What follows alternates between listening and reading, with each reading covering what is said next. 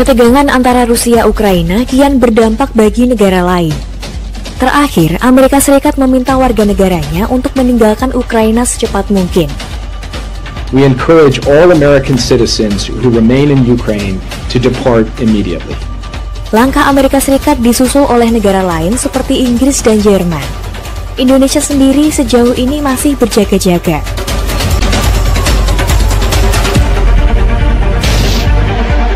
Sekitar 100.000 pasukan Rusia telah diarahkan ke wilayah perbatasan dekat Ukraina. Presiden Rusia Vladimir Putin terus membantah bahwa negaranya akan menyerang Ukraina. Upaya diplomatik dilakukan agar skenario terburuk dapat dicegah. Amerika Serikat dan Perancis misalnya mengajak Putin untuk berdialog. Namun, langkah itu tak membuahkan hasil signifikan. Apa yang sebenarnya terjadi antara Rusia dan Ukraina? Konflik Rusia-Ukraina tak bisa dibaca secara tunggal, salah satunya karena sudah berlangsung sejak bertahun-tahun silam. Ukraina merupakan pecahan dari Uni Soviet yang memerdekakan diri pada Agustus 1991. Ukraina tumbuh menuju negara demokratis dengan roda pemerintahan yang telah dijalankan oleh 7 presiden. Selama 3 dekade merdeka, Ukraina mengalami 2 gejolak besar-besaran yang terjadi pada 2004 dan 2014. Keduanya punya pesan yang sama, menolak pengaruh dan intervensi Rusia dan mendorong bergabung ke Uni Eropa serta NATO. Gelombang demonstrasi pertama berhasil memaksa presiden saat itu Leonid Kuchma, politisi yang dekat dengan Kremlin, lengser dari jabatannya. Rezim Kuchma dinilai korup dan kerap menyalahgunakan kekuasaan. Sedangkan gelombang masa kedua kelak dikenal sebagai Revolusi Maidan, menewaskan 70 orang. Dan membuat presiden kala itu yang dekat pula dengan Rusia, Viktor Yanukovych, dimaksulkan. Ia menyebut langkah itu percobaan kudeta, sebelum kemudian kabur dari Ukraina. Putin kerap mengeluarkan klaim bahwa Rusia dan Ukraina adalah satu identitas. Klaim semacam itu yang kemudian dipandang banyak pihak jadi justifikasi untuk melakukan hal-hal yang di luar batas. Seperti menganeksasi Crimea yang sebelumnya masuk teritori Ukraina pada 2014.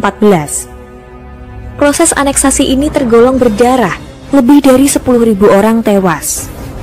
Upaya menguasai Ukraina kian gencar dilakukan Putin pasca aneksasi.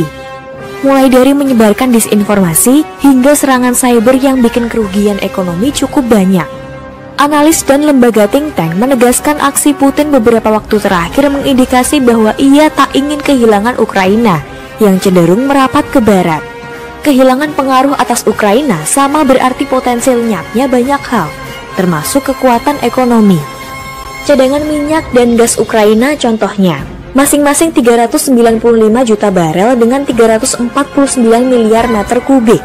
Ukraina juga memainkan peran strategis sebagai penyalur gas dari Rusia ke pasar Eropa.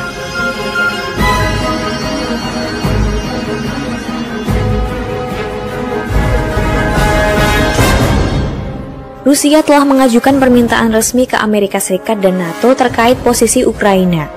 Pertama, Ukraina tak boleh masuk NATO. Kedua, pasukan NATO yang berada di kawasan Rusia mesti ditarik. Permintaan ini ditolak, sementara AS maupun NATO mewanti-wanti jika Kremlin nekat menyerang Ukraina, maka aksi balasan bakal ditempuh.